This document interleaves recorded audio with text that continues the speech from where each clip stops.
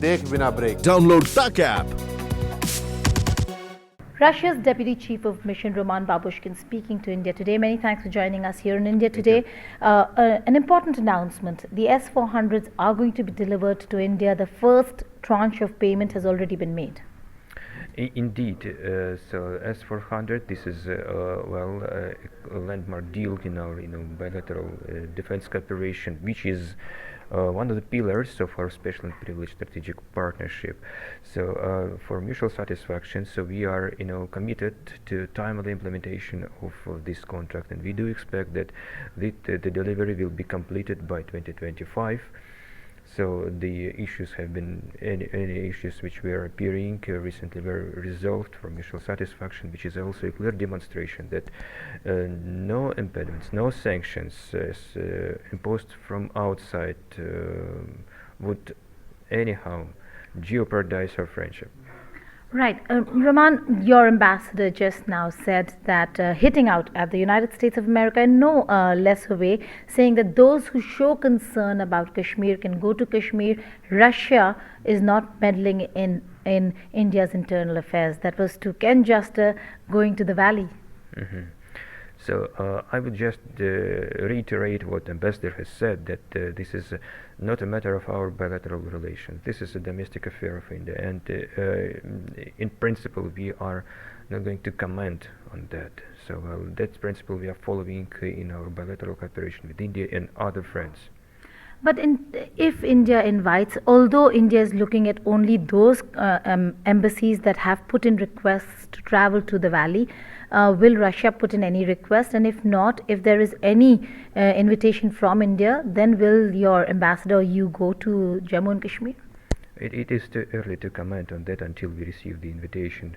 So, and we would be glad to go there as friends, as tourists, to see this beautiful area. But will not be putting in a request on your own. So, well, we don't feel such a necessity. All right. In terms of the India, Russia, China cooperation, RIC foreign ministerial meeting is to take place in Vladivostok. The external affairs minister is going to be there. What's the focus of the agenda? The focus would be very clear: how our countries would further, take their trilateral partnership to make it more practical, more result-oriented. At the moment, we do enjoy quite a good level of cooperation, coordination, synchronizing watches on the international developments. So, and we are of a strong position that relations between the three countries are a very important precondition for the stability in Eurasia. So, and we use all such formats like RIC, SCO, and others with our joint participation to contribute to confidence building in the region. Prime Minister Narendra Modi is also likely to visit Russia not once but twice this year for the Victory Day, and a very important visit at that. What is it that the India-Russia ties are going to focus on during Prime Minister's visits to Russia? First, let me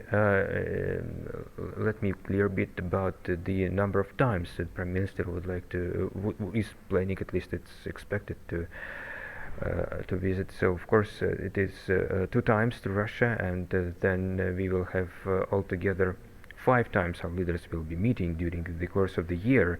So you mentioned the 9th of May, Victory Day in Moscow, then BRICS and SCO summits in St. Petersburg in July. Then President Putin comes here in India in the second half of the year, and they will be, of course, meeting traditionally on the sidelines of G20 in Saudi Arabia by the end of the year, of course. So, and focus would be on the implementation of the breakthrough decisions which were taken in Vladivostok last year, and we will take some new initiatives forward. And finally, a domestic question to do with Russia. A lot of changes being made within Russia. The government has resigned so that President Putin has space to bring in the kind of legislations that are required for a continued presidency or for that matter governance by President Putin himself. I personally believe that it was not focus of President Putin when he announced that his regular address the changes, proposal for changes in the constitution. So that was after that the government resigned. So, but it should be viewed from the point of view that it is a clear demonstration of how mature is statehood in Russia is, how democracy is able to adjust itself to the new realities, to better serve the needs and requirements of ordinary people, especially social life, which was the focus area in the presidential address. Then we will be witnessing the new composition and maybe new structure of the government. Let us see.